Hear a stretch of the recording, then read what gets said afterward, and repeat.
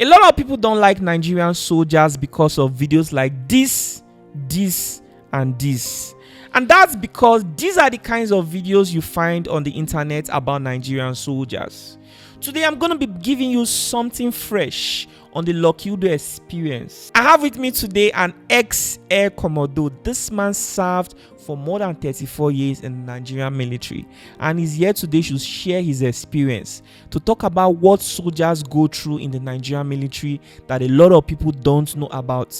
Some of the videos you see on the internet do not entirely describe every single personnel in the Nigerian military. There are people who have risked their life just to ensure that this country remains the same way. This is his story. I'm Air Commodore Balogun, retired. I served in the Air Force for 33 years and retired in 2014. Today you have the opportunity to listen to me firsthand, and I'm going to talk about the experience of soldiers, what they pass through while defending you and I and serving their fatherland. I know it's going to be a long talk, where I implore all of you to be patient and listen, as you will learn so much from this conversation. Thank you. Soldiers are the only people who are willing to die. We prepare for death every day. We played along with Boko Haram until they became what they became. No training will tell you you are going there to kill a human being. No, they will just tell you you have a mission to undertake.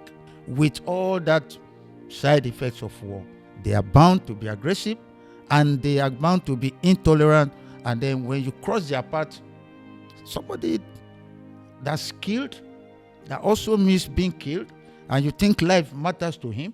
General, sir, you served in the military for more than 34 years. I can't imagine all you had to experience. Firstly, how do you feel when people speak ill about Nigerian soldiers? Thank you very much.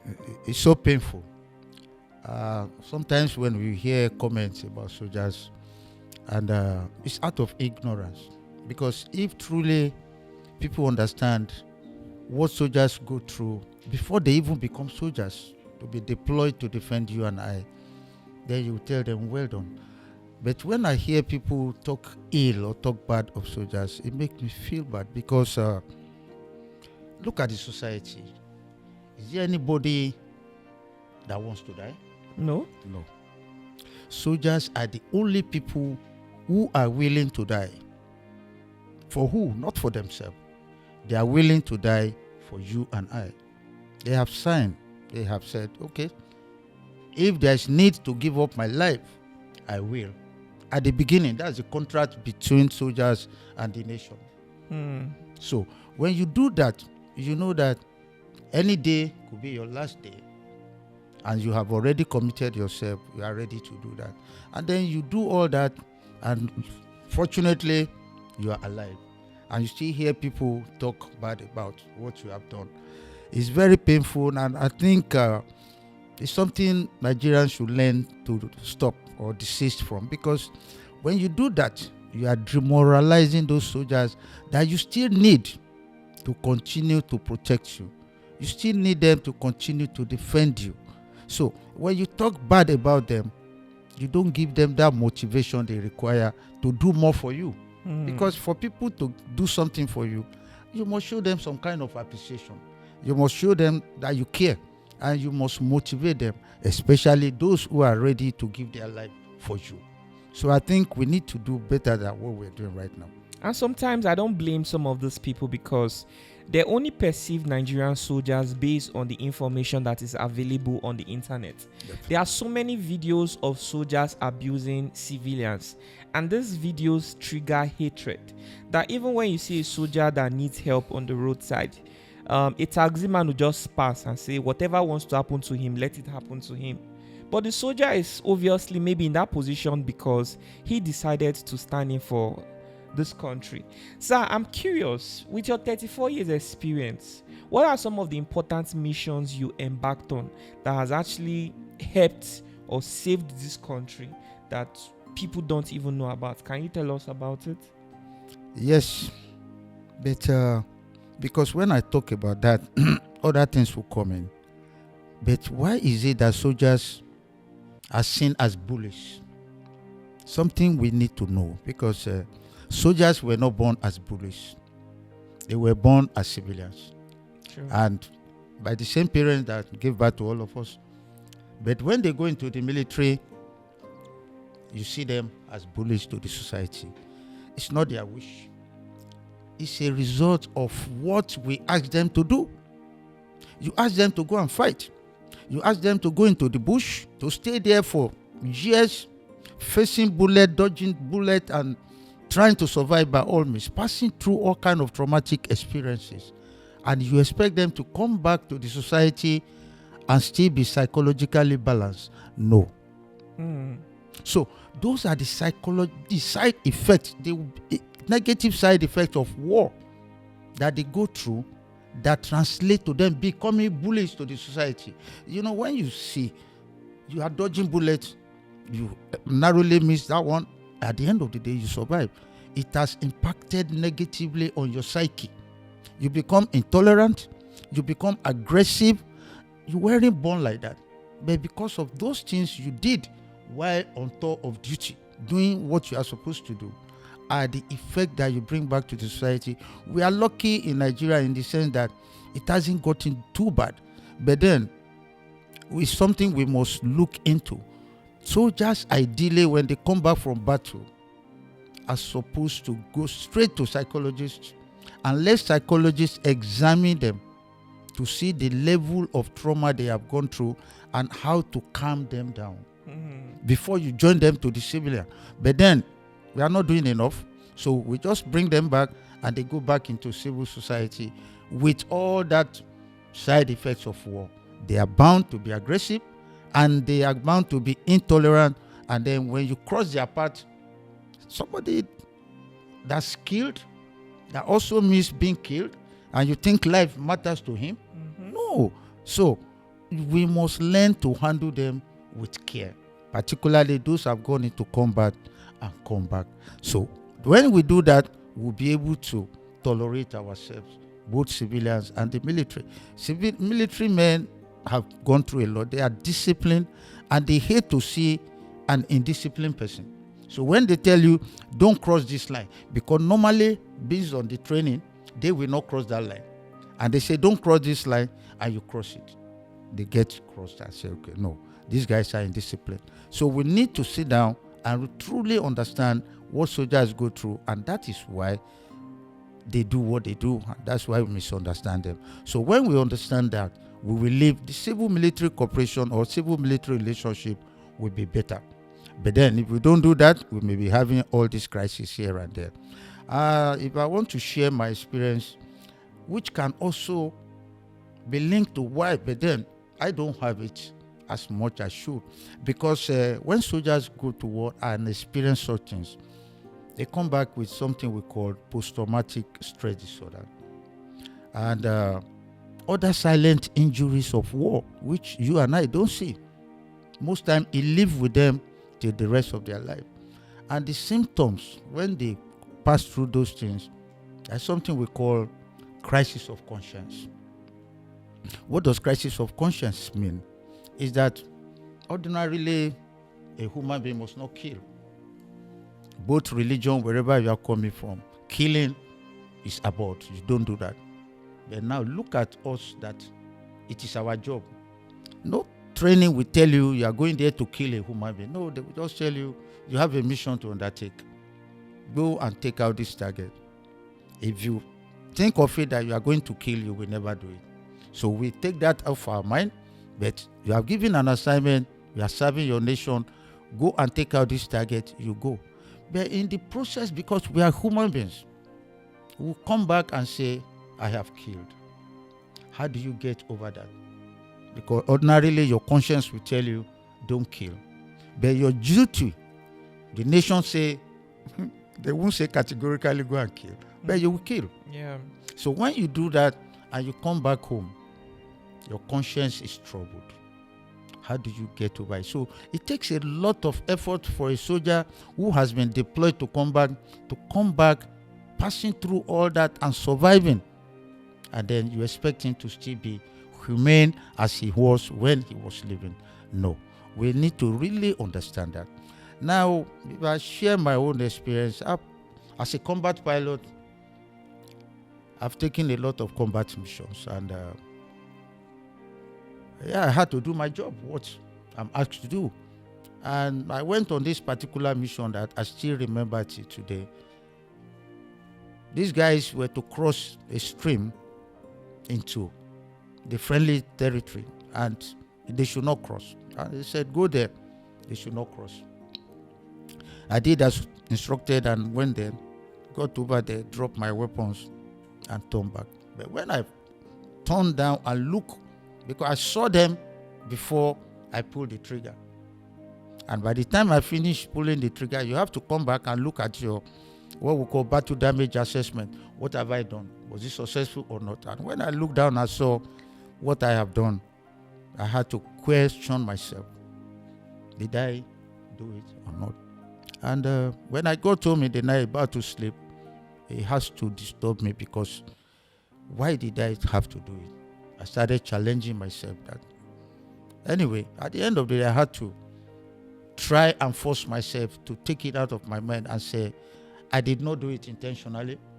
It was not willingly, but I did it in the line of duty. So, you will do so many things while serving that are against your own personal conscience. So such things live with soldiers sometimes for the rest of their lives. And one of the major side effects that is not too violent is depression.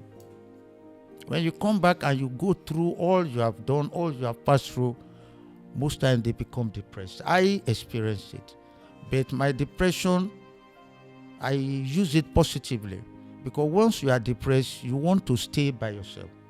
You want to live alone. You can't mix with people, because there are so many things that is going through your mind. So that depression, if you cannot handle it well as a person, you must seek for medical attention. If you can handle it, you will handle it and turn it positively, because when you are depressed and you are alone, you have the ability to think by yourself and overcome.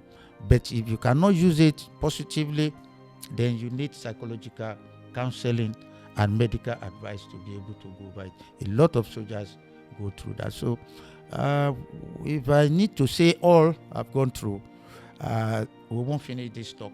But then every soldier that go out there to serve was ready to give all.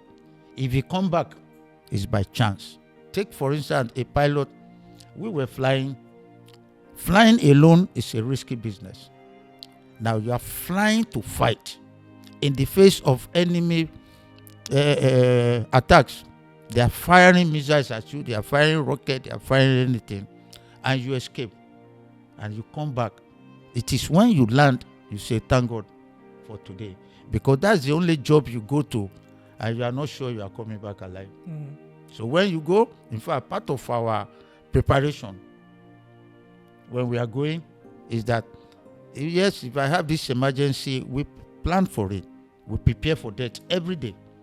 I do this, I will do this. If this happens, I do this. But there's something we say. If all else fails, you say your last prayer while airborne there. So we are preparing and we are going, praying to come back, but we are not sure we'll come back. So that's the only job you go. Until you come back, then you know, yes, you are truly back. Wow. So I'm curious, during your service years, were you part of any war, maybe either in Nigeria or in neighboring countries? Because I'm aware that sometimes you guys are sent on missions outside Nigeria. Is that correct? Definitely. And that's another thing that a lot of Nigerians don't know. Even the world does not know. That while I was serving, I was opportune to take part in the wars in Liberia and Sierra Leone. In fact, the Nigerian armed forces did so much in West Africa to stabilize West Africa. Because if you talk of Liberia, for example, Liberia was burning. The other powers, superpowers, were going to Liberia, evacuating their citizens. But Nigerian-led Air Commodore, which was the ECOWAS force, said, we will not just evacuate our own citizens. We will go into Liberia, stabilize that country, and make sure peace returns. And that's why when we were deploying to Liberia, we were going for peacekeeping. But when we got there was no peace to keep. So we had to enforce the peace that the UN later came to keep. We enforced that peace. Nigerian-led Air Commodore, comprising about 7 West African countries. But it was Nigeria that had like 80% of the troops and all of the logistics. So we did so much in Liberia. We also went into Sierra Leone and did the same, because the president of Sierra Leone was ousted through a coup, and he fled into Guinea. But when ECOWAS said, Nigeria, lead these troops and bring back that president, Ahmed Tijan Kaba, we did. And when we entered there, direct peace enforcement, and when we subdued everybody, we brought back that president from exile in Guinea and put him back. It was democracy. Yeah, forget it that we were military regime in Nigeria. But we still ensure that democracy thrives in both Liberia and Sierra Leone. And that's a big contribution of Nigeria Armed Forces, of Nigeria, to stabilizing West Africa. We were also in Gambia. We were in Mali. We were in Ivory Coast. Yes, we were everywhere. And wherever the West African countries wanted Nigeria, we were always there. And we did what we could to ensure that peace and stability reigns. Wow, this is really impressive. And honestly, these are things I don't get to see on social media a lot. Maybe it exists, but not on the parts that I get to watch every time. So, the issue of Boko Haram has been an issue that has been around for a long time. And Boko Haram is something that scares everybody.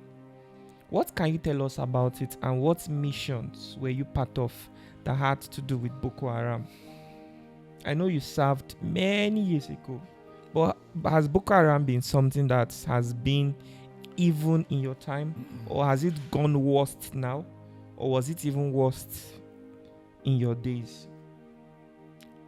I will answer this question because my perception of you, Loki Udo, social media thing, I never knew you go into detailed thinking about Nigeria. So I'm going to say some things here which, it will border on national security. But I will say it because Nigeria is our country. Every opportunity anybody has to add value to this country, you must say it. And if there's any advice or suggestion as to how Nigeria can be better managed, but can be better run, we should not hide from it. So I will say a lot on Boko Haram. I was in the service when Boko Haram started. And though I was not a fighter pilot, I had retired from flying, but I was doing a lot of the strategic things on the table. And I was part of it. And Boko Haram is something we should have dealt with from the onset. But because, as a lot of Nigerians, we take so many things lightly and say, oh, don't touch them. They are religion, they are this. No. When we see something going wrong, we should go ahead and take it out. But we played along with Boko Haram until they became what they became. They were just preachers here and there preaching against Western education, this, and we allowed them. We had issues like that before, which was Metasine that started in Kano. They were religious fanatics too, until they grew out of hand before we finally crushed them in Yola, and then they relocated to Bauchi. Finally, they died down. But then I'm telling you that was where Boko Haram started. Metasine, we didn't finish them. We allowed them to still remain. The remnant that relocated to Maiduguri were the ones that now became Boko Haram. So they still kept on doing until what we have today, that keeps on growing bigger and bigger, as if Nigeria that did what we did in West Africa could no longer handle them, because we were treating them with kid gloves. If we had used the kind of approach that we did in Liberia and Sierra Leone, Boko Haram would have been end of the story. So, like I said, I was part of it in the beginning, and we did not handle it well. And even today, as far as I'm concerned, I'm going to say that we are still not handling it well, because the approach It's not yielding result. And that's why they keep metamorphosing, they keep coming back.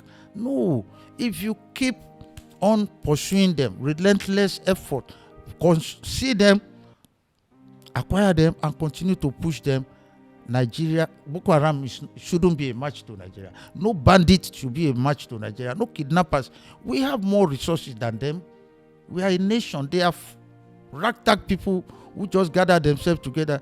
See, I remember when we were growing up, what soldiers would say, somebody jokingly said this, and said those days, Nigerian soldiers, if you offend them, they will say, go and bring me that bandit. And go and bring the bandit. And they will deal with that person. Today, why don't we say, where are the bandits? Now the bandits are the ones disturbing us. In those days, bandits were criminals. We just deal with them immediately and it's over. But today, bandits are disturbing us. Terrorists are disturbing us. But I will keep saying that we have the resources to do that. We have the resources to take them out. But then we need to change our approach. I'm talking from experience now. You can't continue to do the same thing the same way every day and you expect to get a different result. No. For me, what they are doing today is the same thing they've been doing when Boko Haram started, with a little bit modification, but we have to be more drastic. We want result. Nigerians want result. Everybody wants peace. Today, farmers cannot go to the farm, and cost of food prices are going up. So, what is the solution? The environment must be safe. It must be peaceful before any other thing. So, if we accept Nigeria as a whole that we are at war, then we will share everything and take out these people, because without security, nothing can work. Other things will work normally, marginally. But once you have human security, physical security, you will have food security, you have economic security, all other form of security will entail. So I will conclude by saying that they are trying. The armed forces are trying. They are overworking. They are overstretching themselves. But then they could do better when they start working smarter. Yes, you need to work smart. The world has gone way above what we are doing, but we have the capability, we still have the resources to do so, but we need a lot of groundwork, a lot of more dedication, and I think we can prevail. So what do you mean by smarter? Because on social media, some people have the opinion that yes, the world has made progress, technology has given security advantage to deal with issues more faster, conveniently, and even cleverly, especially with the issue of robotics. What's this called? Drones, right? That drones can be deployed to trace down where these bandits hide out, where they camp. And I really don't know what the military is all about or security, but I'm trying to understand what you mean by smarter. Could you talk about it? You have said it. Technology. The world today does not require too much energy. It only requires some sense and technology. Now you talk about drones. The Nigerian forces have drones. Robotics, yeah, at a stage, yes. But we have drones that can remain airborne for a whole day and monitor the ground. For a whole day? 36 hours. 36? Wow.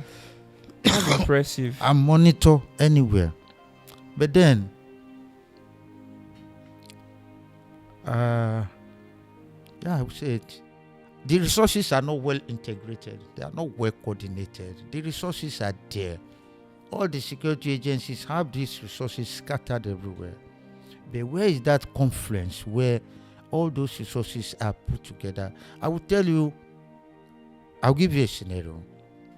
If you are able to bring everybody under one umbrella, I mean Navy, Air Force, DSS, police, and then something we are not doing well, we leave security to the armed forces alone and the security agencies. No, security is everybody.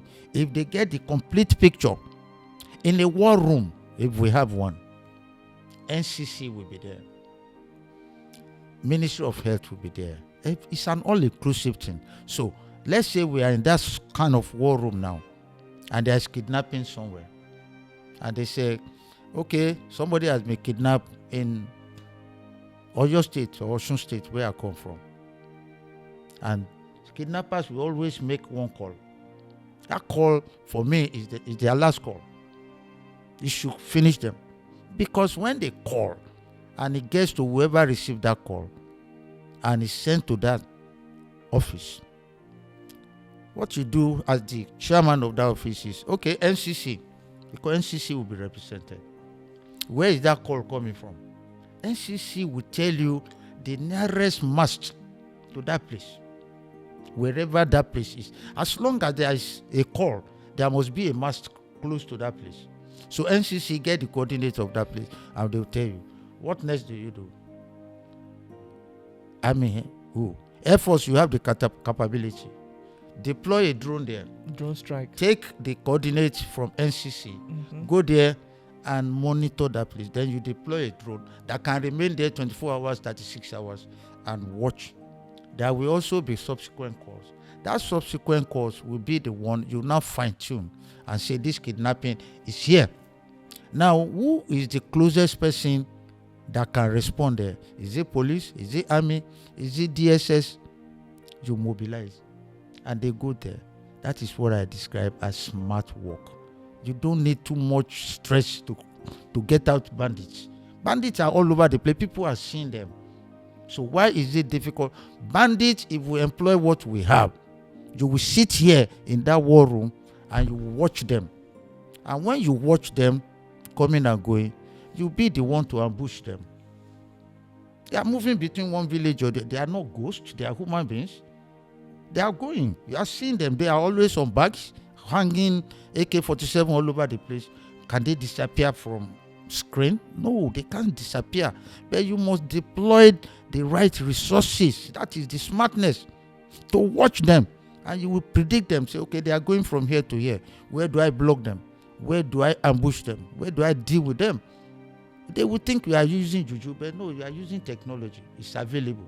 So I want to see my people think more so that they can sweat less. If you sit down and think more, you will not sweat too much to achieve the same thing.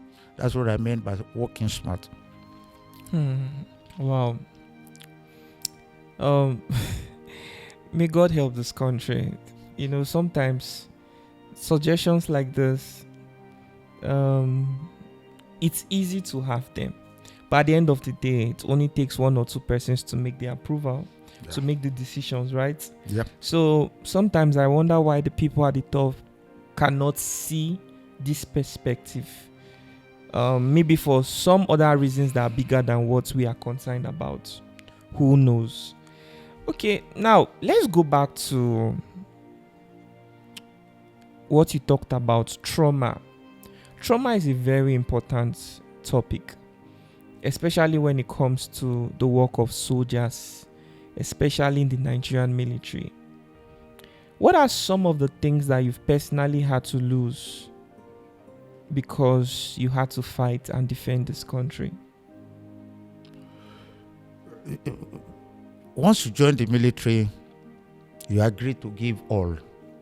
You trade your comfort, you trade your pleasures. Most times you even have to trade your family values. What do you mean by values? Take for example, I'm a father. I just got married. In fact, I will tell you, I got married and 2 months after my wedding, I was deployed to combat. And while I was there, a C-130 landed and somebody came and said, see the picture of your daughter. What's the C-130? C-130 is our plane, the Air Force supply logistic plane that carries, and when we are deployed, they are the one that bring food and welfare things. And the guy says, see, your wife has given birth. See the picture. I was never there. Wow. And I was not allowed to go back. Then later I went back briefly. And I will tell you, I went back again to the battlefront. And not 2 years, about 18 months later, I came back, and this small girl has started working. And I came and she said, "Uncle." I said, "I welcome uncle."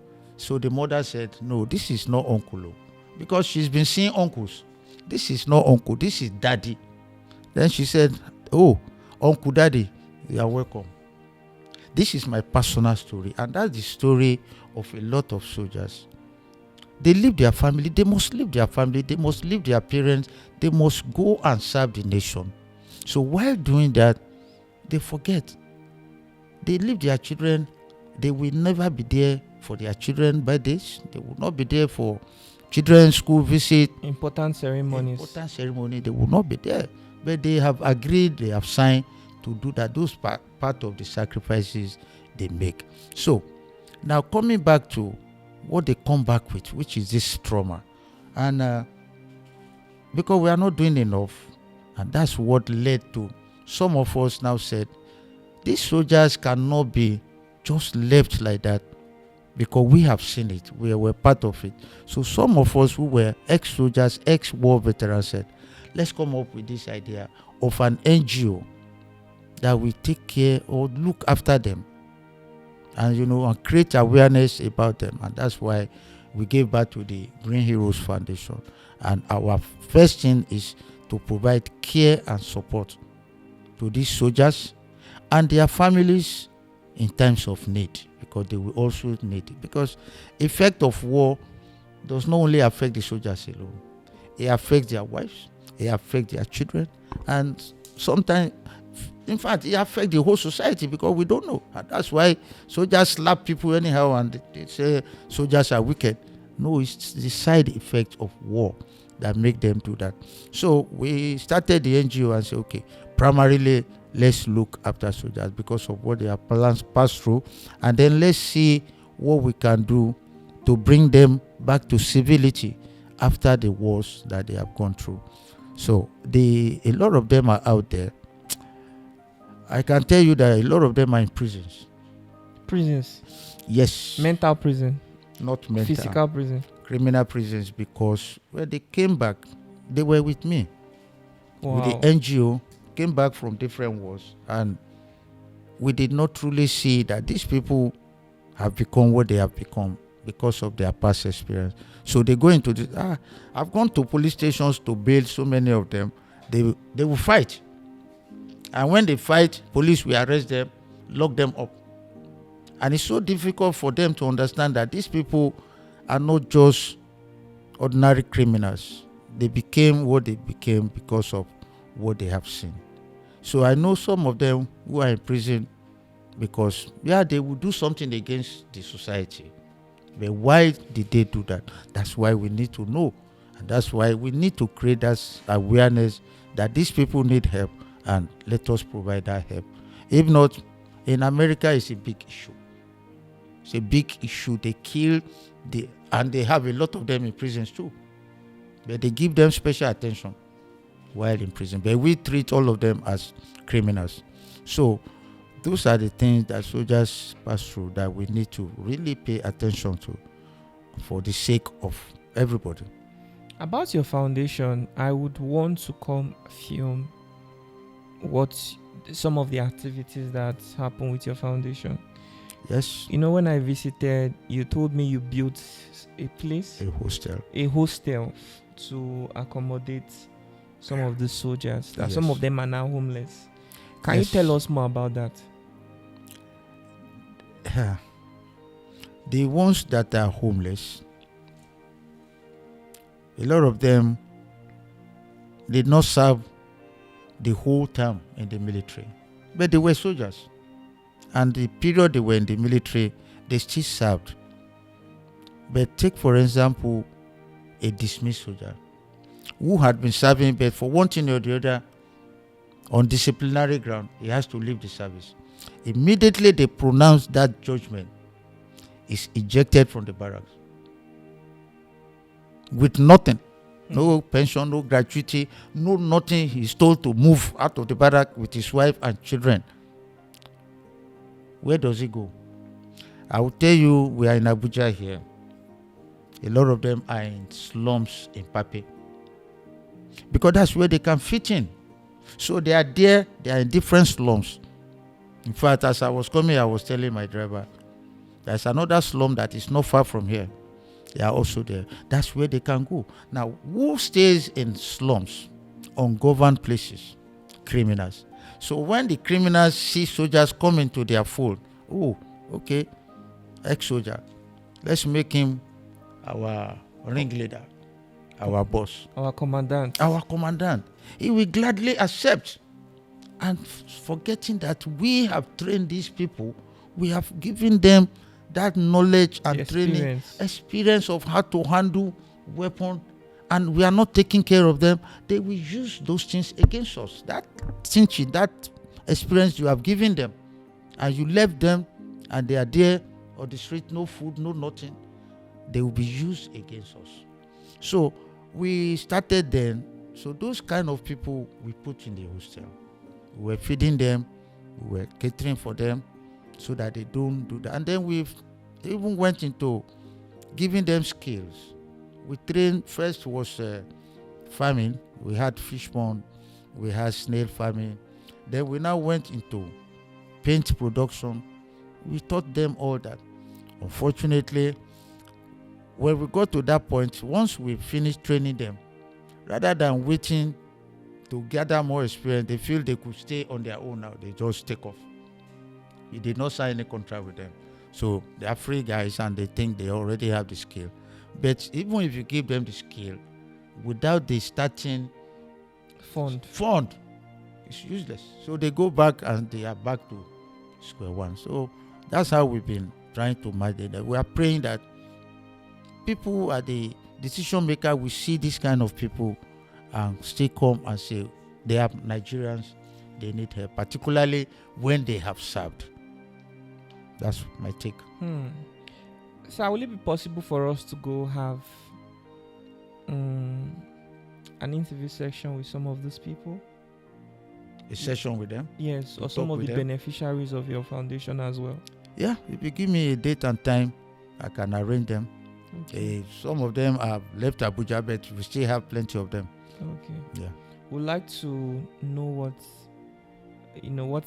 their situation looks like, and also show Nigerians how valuable your foundation is in helping some of these people get rehabilitated back to society, especially with the trauma of the thing. Yeah, for the trauma, we have a psychologist that you work with. I shared the video with Becky, one of them. We have a psychologist who comes and go through psychological counseling and try to heal them. But then, after examining them, he now prescribes the treatment for them. We can't afford it. So one of the videos I shared with Becky, where he was using something he called heat therapy, and he was talking to them, touch here. It's like hypnotism kind of treatment, but it calms them down. Yes, the doctor is in Abuja here, and some of the people that have been gone, that have passed through those treatments, they are here. Yeah, some of them are, according to them, they are healing, but it's left to them. We can't tell until they misbehave or they control themselves. Then they have healed or they are still where they are. But if we had the resources, we would have been able to take them through the whole process of treating them and then letting them be normal again. Wow. Hope you guys can understand what it feels like to wear that uniform you see. We've seen videos on TikTok, those cadets, the ones that are newly recruited, they go to the roadside and they say nobody's passing here for 15 minutes. People do not understand why. Although he did not even talk about the training that civilians have to go through before they are named an officer, right? Yes, sir. And even after that, some of the traumatic experience, your first kill, then coming back home to meet your family, you will never be the same person ever again. You will never see humans the same way after this experience. So I hope that this interview section goes a long way to help you see the soldiers differently. Sir, there's someone I interviewed recently, not even someone. He left the military because he said his salary was not even able to help him. That he was being paid, is it 42,000 or 50 something thousand naira? So what do you have to say about that based on your experience? Yes, it's true. We didn't bother so much about salary in those days because there were other things you benefit as a soldier. Like what? Welfare things that the military will provide for you. We never have to buy uniform. We never have to buy polish. We go to the mess. There's food. There's everything. So the small salary they pay you was okay to live. But today things are different. Soldier with that salary now has to do everything. You deploy him far away. He must come home to see his family occasionally. He will take transport that everybody takes. So by the time he takes transport from what is available, nothing. And once a soldier is deployed, he automatically has two homes. He must keep the home front, his wife and children, and he must sustain himself wherever he is. So what is the level, what is the salary to share into the home at home and then the home away? So if he now needs to do extra thing, it's not sufficient, especially now that things have gone up everywhere. We go to the same market. So the same market you go to, the same market that soldier goes to. And he has civilian friends. They went to the same school, and today the civilians are collecting so much money. And they get annoyed and say, me, that I'm going to fight and die for you. You are earning more than me. So if we really want soldiers to start complaining and work more, we must support them. And that's why along the line, our NGO set up a warehouse. We set up that warehouse to provide for the widows, for the orphans, and the family of the soldiers who are deployed. So that their husband is away, they are here. They have somewhere they can go to and say, I need this. And we were doing it for them on monthly basis. It was at Abacha Barak, we had a warehouse until we could no longer sustain it because it was self-funded. So we started it nice. We stocked the warehouse, and every month they had a card. Each of them will come and say, this is what I want. And then based on what we have, we give them, support yourself until your husband gets back. So Nigeria as a whole must say these people need to be supported. They need to be encouraged. They need to be provided for so that they can give all for us. In other climes, particularly in the advanced countries, soldiers go anywhere and get discount. You get discounts for your flight ticket. Everywhere you go to restaurants, you have discount.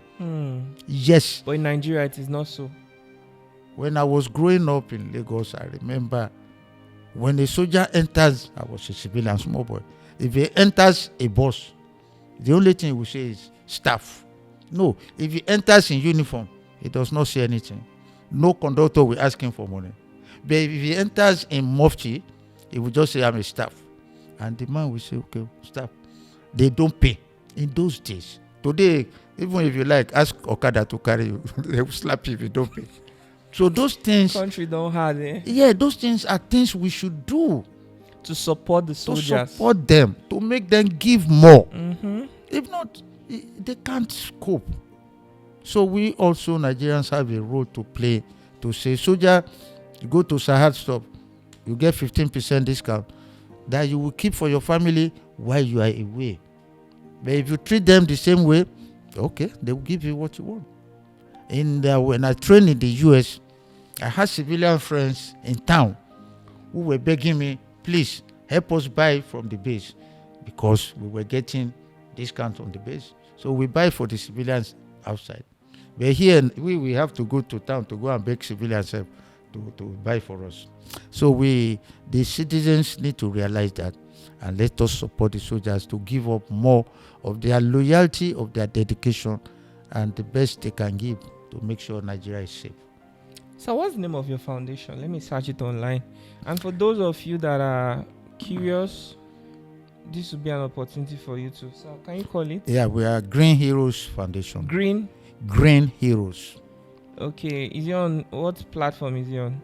It's on all the social media platforms. We're on Facebook. Green Heroes. Green Heroes Did I spell Foundation. it correctly? HORES. H. ORES. Heroes. Green Heroes Foundation. Oh, Heroes. Yes.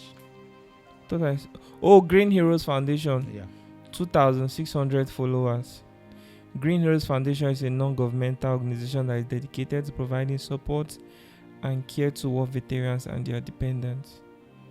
Okay. Interesting. This is also on Instagram as well. Yes. So if somebody wants to support your foundation, they can search for it on social media and reach out. Yeah. Their contacts there. Yes.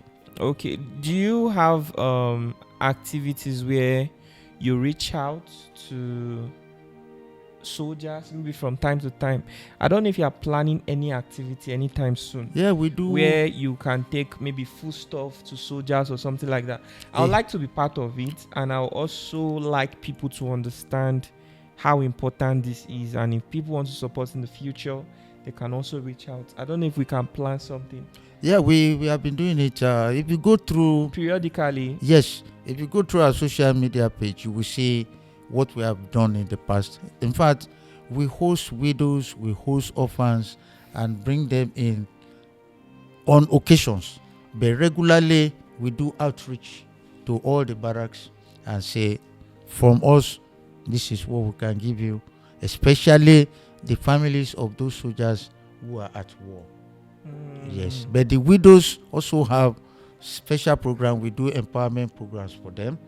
We try to teach them one or two things, because the widows, yes, they said we should give them a skill rather than giving them what to eat today. So we do skill acquisition for them. And then the orphans, in fact, when we were doing the paint, a lot of the children came to learn, which they went through the training. So we still do things like that. And whenever you want us to inform you or let us know when we are doing the next, I can do so. Yes, please. I would love to show the world. You know, my strongest strength is in media. Yes. Do you understand? Storytelling. So every little chance I get to see how I can make my country, not the country, just the world, better than the way it is, I'm always in for it. I appreciate interesting conversations. It's unfortunate that Nigerians do not really appreciate conversations like this. They don't even know its value. They love cruise. They turn everything to cruise, and they do not know that it is people like you and I that keep this country sane. That's why I'm surprised that you are going into this. I never saw your program as going this deep. There are some things I want to even discuss with you now, but I'm being careful, especially that you have this officer here who is, when we started in the beginning, he will say no, don't call him this thing. He's a general. Address. So there are questions I wanted to ask. But I said no, let somebody not come and counter me, because the way I do my interviews, once we start recording, I don't like it to be interrupted. Okay. You understand? I don't like to be interrupted. The questions should just come naturally based on, that's the way I like it. So if there's something that was not captured, or based on, if we post this one and look at feedback, then we can decide to invite you again. So now come and discuss more. Do you understand? So that's the way I do it. And thank God you are in Abuja here too. So we can always have interview sections. And maybe through YouTube, we can also host others. There are plenty. Yeah. So if you are watching this, indicate in the comment section if there's something you would like to know. General is retired, served for 34 years. And he'll be more than happy to educate people about security, and he'll also love to speak on behalf of all the soldiers that are still active in service. These people are putting their life on the line just to ensure that we are safe, but a lot of us don't still get it. And if we do not engage in conversations like this, we'll never be able to understand it, because the media at the moment is not even helping the reputation of Nigerian Army. So it is only conversations like this that will help people, that those who are opportune to see this video, this episode, that will really understand what soldiers go through daily just to secure this country. Sir, there's something I wanted to ask and I just skipped my mind again. You mentioned orphans, you mentioned widows. Yeah. The truth is that when we hear that some soldiers have lost their life, a lot of us don't think so far about their family. What becomes the fate of that family? Because in most families, the wives just take care of the home, and sometimes they just engage in petty businesses. That's what they do. Now, I'm worried about injured soldiers, those that lost their life in battle, those that have been missing for many years now. What becomes the fate of the family? Do Nigerian government take care of the family? Do they give the children scholarship? What are some of the things families of soldiers enjoy? Privileges? Do they enjoy free health care? Because let's say somebody is fighting the army. Yeah. The wife, what privilege does she enjoy? The children, what privilege do they enjoy? Do you want to tell us about that? Yeah, the children will go to military school, though they still pay. They still pay. It's not free. Wow. It's not free. And for soldiers who are dead, the widow and the children, I would say minimal care is provided. What is minimal care? Because if a soldier is dead now and he leaves, like 4 children, they will take care of only one. So the woman is left with 3. And she, as the wife, what does she get? If the soldier is qualified, they will give her the death benefit. What's the death benefit like? Compensation for the man that died. What's the compensation like? It's cash. I don't know the value now because... back then, what was the value? Say again? Back then, what was the value? The value of the cash benefit that they give soldiers, I still don't know. I've never experienced it. Okay. But I know they give. But for how long? How long will it sustain? I have a family of soldiers. The mother has 5 children. The man is late. He died in the northeast. And the army took care of one of the sons. Up to how old self. Then it finished. So the woman now is left with the rest of them to be able to send them to school. And she came to us and said, these are her challenges and what can she do? And because we have limited resources, we could only take one of them. I said, okay, come close to us. We'll provide employment for you. And then we'll give you some skill. So we need to go beyond and above that and say, because for me, all those care and lip service is not deep enough. They are not enough to cater for the life of that man who is no longer there, to provide for his wife and his children. But like when you say Remembrance Day, Armed Forces Remembrance Day that we celebrate every year, what's the significance? Today, at the end of that, on the 15th of January, we do that Remembrance Day. It's a celebration for big men. It does not go down to the real people who are dead. Well, on that day, where are their families? Where are those children? But we do that show to tell the world we are remembering them. But are you remembering their wives and children? No, we just celebrate on the streets and at the arcade and we all go home.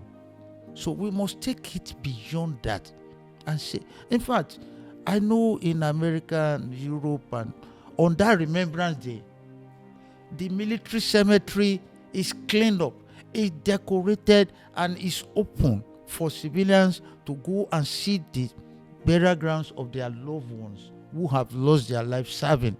And the place is so beautiful. On those Remembrance Days, shops are free for soldiers. Everywhere they go to, they are honored. Parades are held in their honor. But we do so much lip service. We have seen what they do. But to copy what others do for ourselves is difficult. Once we land at the airport, we forget whatever is happening outside Nigeria and come back into our shelves and do what we are supposed to do. When you do such things, the soldiers the serving ones get more motivated. They want to give you everything because they know that whatever happened to them, you are there for them. Like, if I can do this, I will say it. If you send Super Eagles now to go and play tournament somewhere, you promise them, say, go there, score a goal, we'll give you. They do it. Dangote will give 10 million, or $10 will give 100 million, Airpeace will give 50 million. We'll give them houses, we'll give them cars. Have anybody said, this soldier, go and defend me, kill my enemy, and come back, I will give you 500,000? No. We expect it's automatic, they go. If they don't come back, it does not matter. Have we told them, please go? If anything happen to you, we'll take care of your children, we'll take care of your wife. We don't do so. We expect them automatically to just respond and serve us. But we need to also show them, like the way we treat other people that are representing Nigeria, we treat them the same way, and then you get more from them. That's it.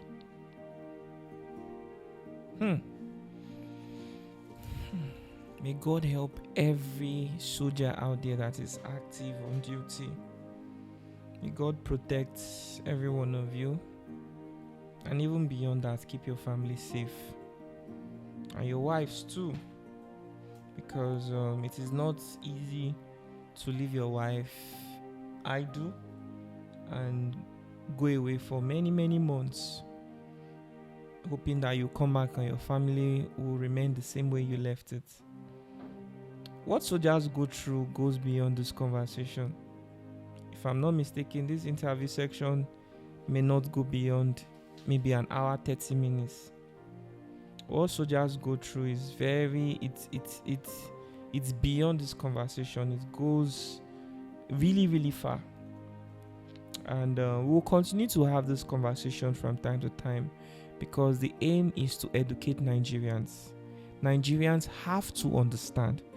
Lokido Studio is taking it as its responsibility to sensitize, educate, and create awareness for Nigerians. This will ensure that there's harmony between civilians and soldiers, because the videos we find on social media every day are videos of soldiers constituting nuisance. And as we've heard from our general, he has explained to us some of the reasons that lead to those scenarios you've seen on social media. And it's just unfortunate that Nigeria, the health sector, does not even provide psychological support for these soldiers. After war, they are brought back to their families, to society, and it ought not to be so. Thank you so much, Sha, for sharing. I really wanted us to have a very detailed conversation, to talk and talk and talk and talk. And you made a very interesting point when you highlighted that these billionaires, entrepreneurs, when footballers are going for events, they donate huge sum of money for these people. Oh, yes. But nobody really thinks about soldiers in that regard. They are going to give their life. They are going to sacrifice their life for the nation. Sir, I want you to tell me, during your time, what are some of the important missions that you experienced that has kept Nigeria in peace today? That if not of that mission, Nigeria will not be the way it is right now. Maybe Nigeria will be like some other countries that are experiencing unrest. What are some of those important missions you can highlight? Yeah. Either you were part of it or maybe you were not part of it. But it's just to give the Nigerian military kudos. Yes. Conflict started in Nigeria during the Civil War. There were people, some of them are still alive, who fought on both sides to make sure Nigeria remained one. Those are the true veterans, the true heroes who sacrificed to make Nigeria still Nigeria today. But after their era, I took part actively in Liberia and Sierra Leone, not in Nigeria. But then what did we do? We were projecting the image of Nigeria positively outside the shores of. In fact, after what we did in Liberia and Sierra Leone, the world saw us differently. Say, oh, these people could do this, because that was the first time we were to project Nigeria's military power outside Nigeria. Mm-hmm. We became strategic armed forces, or a strategic force that we had to go into other people's country, like Americans, Russians, all of them do.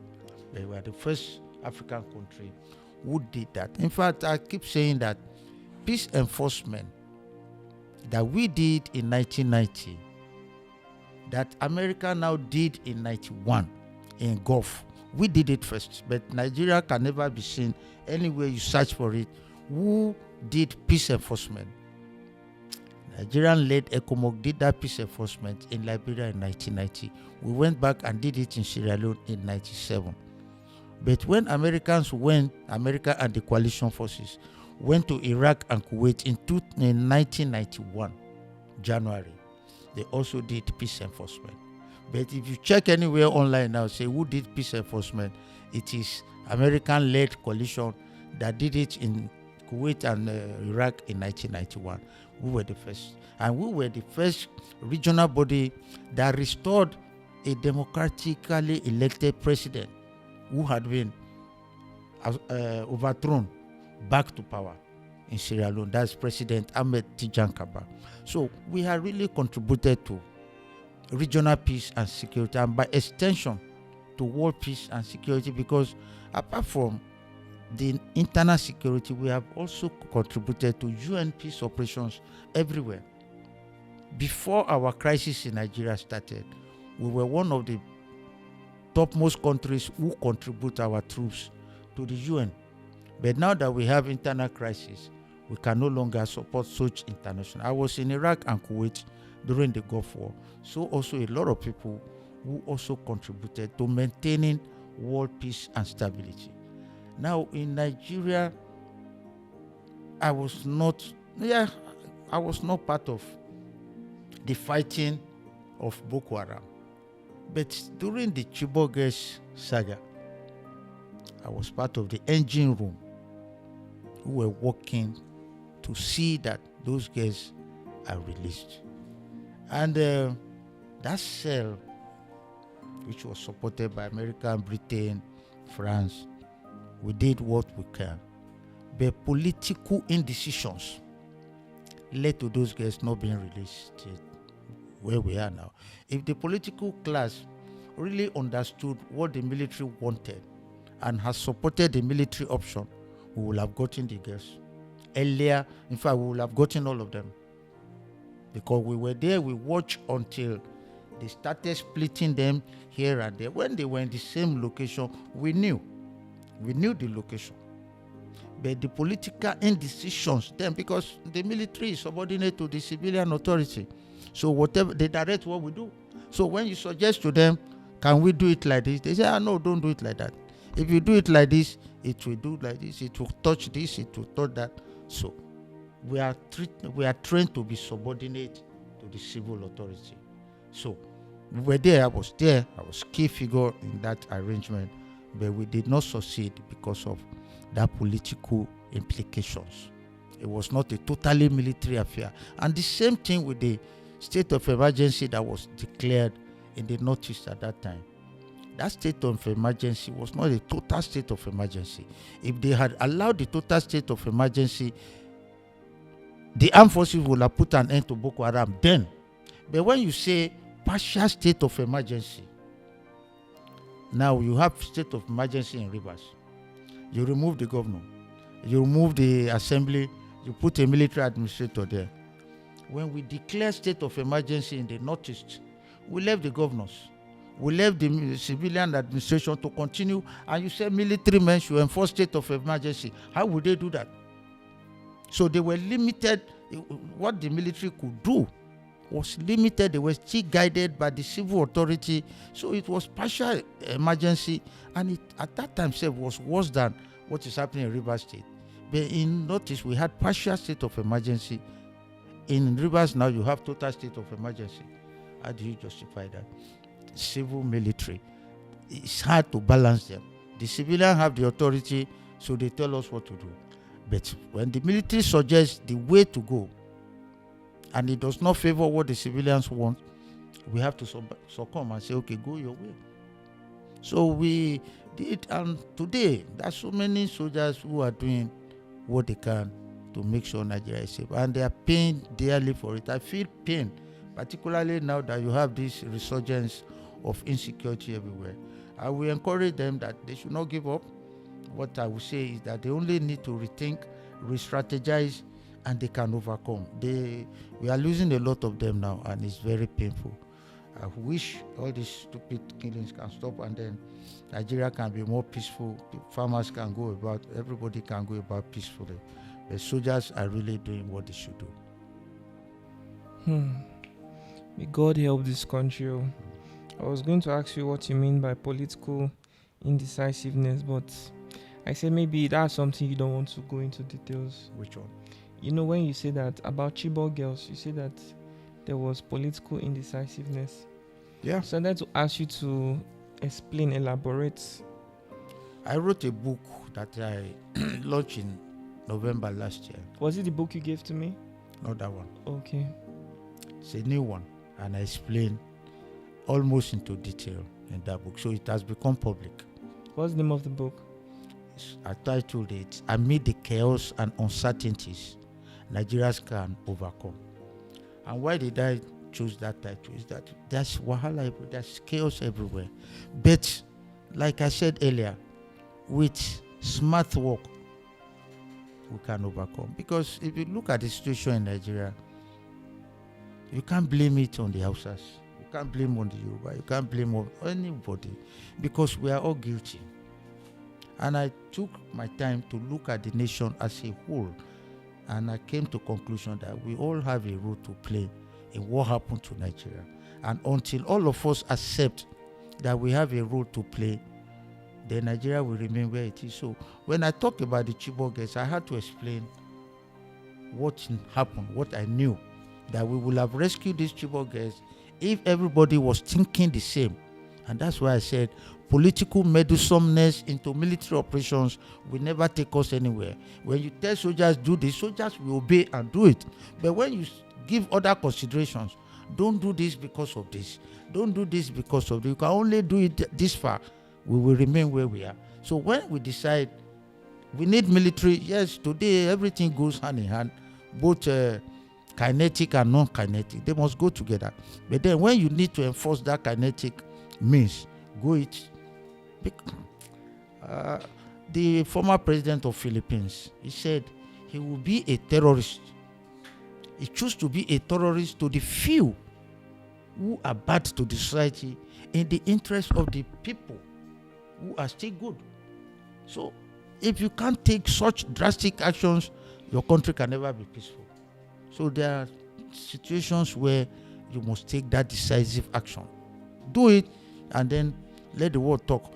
During the Chibok girls, there were solutions we provided. But the civilian authority, you can't do that. No, you should not go this way. Yeah, that's really what happened. And that's why we are here today. If Boko Haram had been treated the way they should have been treated without some underground support of some people, Nigerians too, will have gotten over them. But until we change that mindset and say a challenge to a Nigeria anywhere is a challenge to all Nigerians, and we collectively look for solution to that challenge. Once we get divided, we will never solve those problems. So we advise that let's be focused and say a challenge to anybody is a challenge to all of us. And collectively, when we put ourselves together, we can overcome our current situation. You speak like someone who supports a military leadership in Nigeria. No, not so. The military and civilians are different entities, but the military must be subordinated under the civil. But we should identify the rules of each, separate it, and say anytime I call a military man in, what I want is what he will give me. and I will not disturb him from doing his job. Today, everybody is calling for the military. There's a bandit here, kidnappers are here, call them soldiers. Now you call the soldiers, and the soldiers come in, and you are still the same one that will complain. Now you invited them. The soldiers are not supposed to come into civil matters. Everything should end with the police.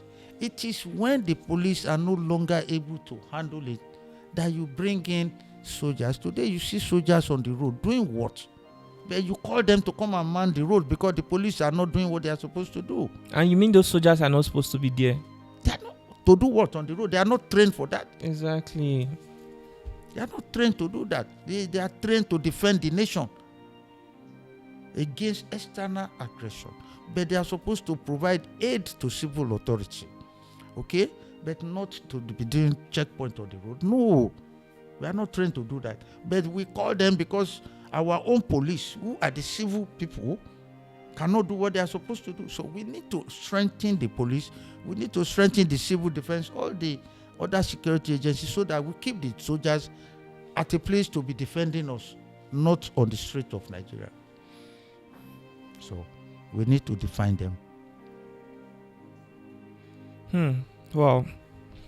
So this is apparently a long conversation, and at this point, I'm sure the viewers are. You guys have already spent time watching this, so we've spoken enough, right? And sir, you've said a lot. Thank you so much for your valuable inputs, and thank you for sharing your experience. This will really broaden our horizon to look at security differently, to look at military differently, look at our soldiers differently, and this interview would help people to be more compassionate with the way they address or interact with soldiers of the Nigerian military. And thank you for the good work you're also doing with your foundation, which I already told you I would love to film it and show the world what exactly you are doing there. And for your books, how do people find your book? On which platform? I'm sure you've written a couple of them. Yeah. Moses, please check that place, my archive. You see a book. Where did Becky keep it? Okay, you have a copy, please. And then bring it. Okay. I forgot that I gave you one. I brought this to give you. Oh, you've given me. I'm sure this is the one you gave to me. This is the one I gave to you. Moses, check there if you see this one. Yeah, Nigerian Air War in Sierra Leone, from the cockpit of aggressor 8. Oh, this is the one. So if you are interested to have a copy of it, how can they get a copy of it? It's in bookshops. Okay, it's available. And this one is also on Amazon. On Amazon. Yes. Air Commodore AA Balogun MNI retired. What's MNI? Member of National Institute, because I studied at the National Institute for Policy and Strategic Studies in Jos. Okay. And once you are a graduate of that school, you are qualified to use MNI against your name. Oh wow, interesting. Okay, your foundation is also Green Heroes Foundation. Green Heroes. Because in this book, I talk about what happened, effect of war on soldiers, and what needs to be done. So if you go through this book, well, all we have said here is almost in the book about soldiers, how they risk their life for the nation, and what happened to them when they get back. Sir, this your book sounds like something that I'm just seeing something, a 40 minutes flight that turned an hour 40 minutes nightmare. As a fighter pilot, anytime you fly an aircraft, you're at war. You're at war with the machine, with the atmosphere, and always at war with your mind and your psychology and your sociology. It is a conscious war from takeoff to landing. You finish that war each day after your final landing. So you really, really hold a strong opinion on mental health, PTSD, and PTSD is there. Yes, I'm seeing these things. Sir, from the look of things, we are going to invite you for a different Always conversation. available. So we are going to upload this one. Those of you that have watched till this point, I'm giving you the opportunity to tell me what conversation you like us to hold in our next session. Please indicate it in the comment section, and I'll be more than happy to read your comments and also ask some of those questions in our next session. Okay. Thank you so much, sir, for sharing your experience with us. God bless you. This is the Lokido experience. For those of you who are just watching for the first time, please subscribe if you do not want to miss our next episode. You can also find us on Spotify at the Lucky Udo Experience. Some of you are very busy, you do not have time to watch videos, but you can listen to audios while at work, while driving, while working. Same story, but just audio. So do not hesitate to check us up on Spotify, and do not forget to follow so you don't miss our forthcoming episode. Thank you so much, General Balogun, sir. Thank you for sharing your experience. So we have to say bye to our viewers to conclude this interview section. Thank you very so much. 1 to go. Bye bye.